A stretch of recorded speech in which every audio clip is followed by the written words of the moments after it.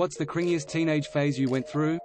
There was a time in my mid-teens where I could grow my sideburns out, but no other facial hair to accompany it.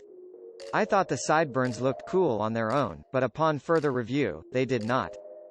I loved WWF growing up.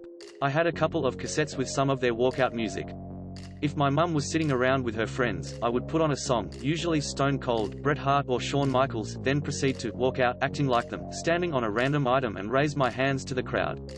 I would take it as far as I could before the embarrassment took over and I would hide in shame. The only goth dressed all in white. Non-conform to the nonconformists. I like it. I'm a super white ginger dude who is not cool at all. I used to wear a gold chain in high school and actively studied on how to be hip. I hate it, I hate thinking about it, and I hate you for making me think about it again. I also am a ginger daywalker. I had a Batman chain with a giant emblem. I feel you.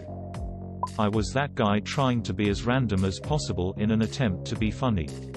I don't think it's truly cringy until you also shout, "I am so random," after being random. Holds up sport. I was that guy too, and honestly looking back at it, I enjoyed myself. I would say stupid things with friends to get a laugh going, and even if most people just cringed, we still had fun. In high school I would wear cat ears to school.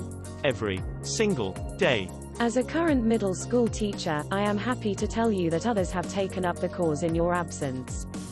This was me in 6th and half of 7th grade. I thought it was quirky or something. I'm still occasionally called a furry by PPL at my school. Also, I stopped wearing them when I realized how cringy it was, but my grandma loved it when I wore them. Why don't you ever wear your cat ears anymore? They were so cute. Edit, I forgot to mention how in 7th grade one also got these fingerless gloves that looked like a cat paw. There were a good few years during ages 12 to 15 where I tried to convince everyone, including myself, that I was a robot.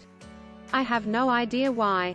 I had all these explanations as to how I grew pneumatic bones, and how my brain was actually a computer. During Truth or Dare my biggest secret was always, I am actually a robot, so cringy. Everyone thought I was trolling, but to be honest I actually believed it myself. Now looking back I kind of view those times as undiagnosed mental issues that presented in weird ways, but by God everyone thought I was the weirdest person ever and I don't even blame them. I did something similar. I acted like I was an immortal.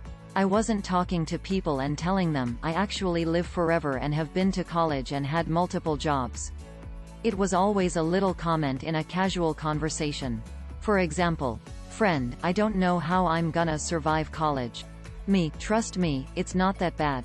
That was something I did in high school freshman year, and I don't think anyone really understood what the heck was going on with me. Frosted tips. Hello fellow 90s kid. Isn't it funny how you can pinpoint the relative age of some of these repliers based on the fashion choices? Some, not all. Frosted Tips was a very specific time frame, overall, except for a few outliers who still cling. Bowl haircut, parted down the middle with the McDonald's arch in the front. Nauseated face. Yup. I knew I had it right when my shadow looked like the head of a dick. I used to quote depressing lyrics on MySpace to let my girlfriend know I hated being with her, but I didn't have the balls to break up with her. When she would ask why I wrote that, I'd bluff and say, "It's just a song, lol." Edit, to clarify, she was cheating on me, but I had been with her a long time and was stupid, naive. I had a friend who would post cryptic lyrics on Facebook all the time. Basically stuff about how he didn't want to live anymore and wanted to commit suicide. Naturally, people, including me, would be super concerned and would ask if everything was alright. He would always respond with, "It's just a song, lol." That got old real quick.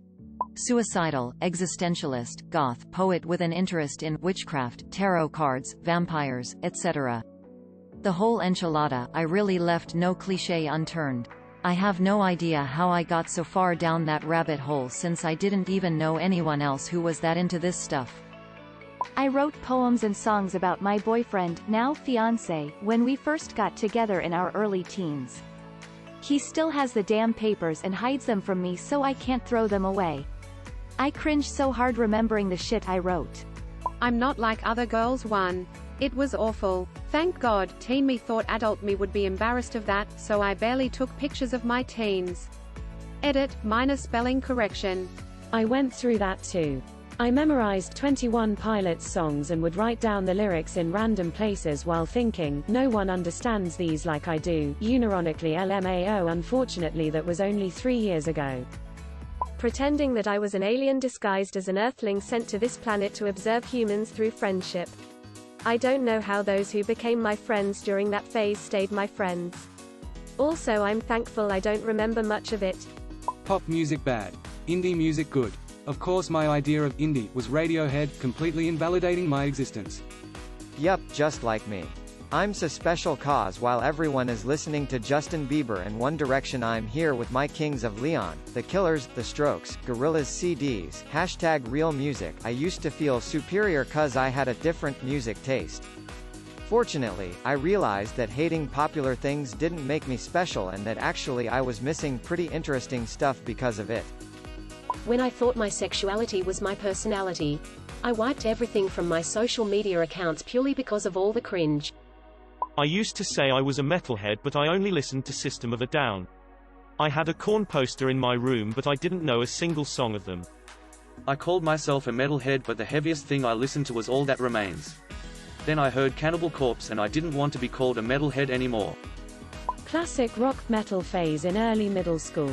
Back then I found out my crush who was 4 years older than me liked Pink Floyd, so I thought that letting him know that I listened to them too would get him to notice and talk to me. So I drew the Dark Side of the Moon album art on an A4 paper with colored pencils because I wasn't able to print it and I wasn't able to buy any merch, and put it in my binder and just kept walking past him while holding the binder. Spoiler alert, that didn't work.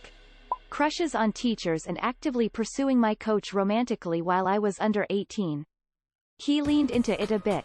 I think he liked the attention and flirting, but looking back, yeesh. Essentially led to something when I was 19, but I was just grossly persistent and embarrassing. Makes me think about how clearly unfinished my brain was. I was really pushy on any of my crushes. Even if any of them liked me, I killed my chances by being incredibly annoying about it. I was dating a girl for like 5 years. We broke up my junior year in college. I cringed so hard about how I pursued girls for those 2 years. I was absolutely pushy and terrible. Looking back, I just assumed for some reason that getting involved romantically with someone new would work the same way as starting sexy fun time with a girl I'd been dating for years. I dare say I probably crossed some sort of lines just because I was absolutely oblivious to how I was acting. Being at bars and parties probably didn't help. I definitely screwed myself with chicks who were into me too, but I was just overly pushy and therefore pushed them away. Figured it out eventually. Married now, so maybe I learned something. Being a scene kid. Walking round town listening to Blood on the Dance Floor with a "free hugs" sign and yelling raw at people telling them I loved them in Dinosaur. I cringe at the thought of it. What was I even thinking? I would literally punch someone in the face if someone did that to me now. I was an otaku who said unironically Neon and called all my friends their names but ended with Chan. Thank God it was just a phase. I was a weeb and also a goth. Double whammy. When someone asked why I was always wearing black lipstick and eyeshadow that made me look like a recently punched raccoon, I sadly said, I just want my look to reflect how I feel inside, ha ha. Is self-righteous a phase? I was utterly convinced that because I did volunteer work, that I was a good person. Despite my behavior being generally douchey and not particularly nice. It ebbed eventually. Luckily being a douchebag doesn't have as much picture evidence as some of the other phases. A girl I went out with asked me to grow my hair long. I complied. She eventually left me, and I thought, hey, this girl likes men with long hair, pretty sure others do as well. Nope. I wasn't successful with women until after I got my hair cut. Thinking back, my hair was quite silly. I had hair just past my shoulders until 2 weeks before graduation. I cut it off and all of a sudden I was getting attention from the ladies. I was so pissed that I had wasted so much time. That's odd to me. I've had long hair since I was 13, 29 now, and got way more attention with the ladies because of it. The 3 times I have cut it I get virtually not attention until it grows past my ears. When it way at its longest all the ladies wanted to brush it and admire the natural blonde streak. Maybe you're just better looking than me, jerk. Being a scene kid, but don't you dare call me a scene kid, because tilde labels are for soup cans tilde, but also please I'm so desperately trying to be seen and acknowledge that, just not out loud. Raw XD.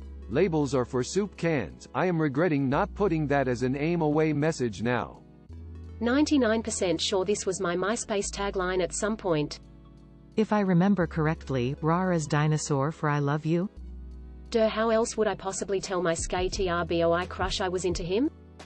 Mid-90s rude boy scar. Long, plaid skater shorts, dress shirt and suit jacket, dumb hat, skank circles. Did you have a trumpet on a guitar strap, too? I would've if I'd thought about it. I'd have gone to a Skank and Pickle concert with you.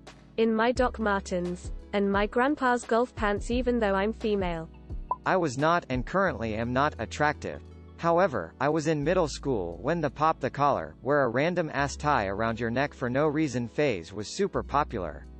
I wear cargo shorts and MN Twins t-shirts, exclusively at this time.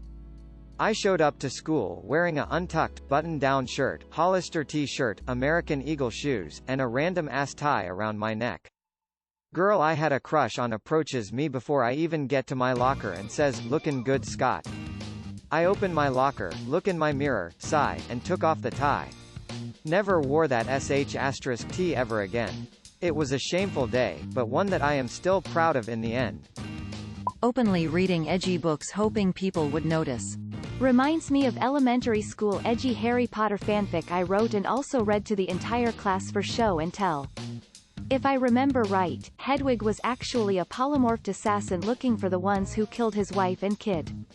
Believing they had strong connections to Voldemort, decided to become Harry's pet. So while Harry and the gang went on adventures, Hedwig went killing and torturing people for information. Good times. The depressing poetry. I was 14 and that was deep. I went through a white pride phase in middle school in the 1990s. It lasted about 2 months. I was hanging out with a group of normal kids who slowly became racist, and then white supremacist, and I went along.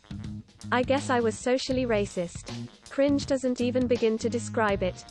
Fun fact, of that group, 2 are now dead and the rest married people of other ethnicities. I was hanging out with a group of normal kids who slowly became racist, and then white supremacist, and I went along. Man, I'm just picturing some teenage boys hanging out on the steps saying, "Hey, I'm bored. What should we do? I know, let's proclaim the superiority of the whites. Just a regular Tuesday, otherwise." Either my weeb or brony phase. Explain the brony deal, I just can't understand it. Not gonna lie, I don't even understand it. That show just had something that hooked me, I guess. Video game addiction that caused me to miss out on some potentially good memories and fed into my social anxiety. As an example, a cute girl in my prequel class was like, "Jonah, who are you asking to homecoming?" I may just go with friends unless someone asks me, while I'm sitting there thinking about Knights of the Old Republic or something. Yeah, but KOTOR was a fantastic game. I was a huge Smosh fan and shipped Anthony, inherited a Anthony blog, evolved into shipping Thorky, began role-playing as Thor, began writing dirty incest fanfiction about gay sex despite being a virgin without a dick. Ah, Tumblr. No fellow juggalos here. I worked at a concert venue for a long time. We had a lot of juggalo shows. That group was always the worst and best crowds all at the same time. Y'all confuse the shit out of me. Naruto phase. You did the run, didn't you? Didn't you? Of course. I had an anarchist fuck the government phase.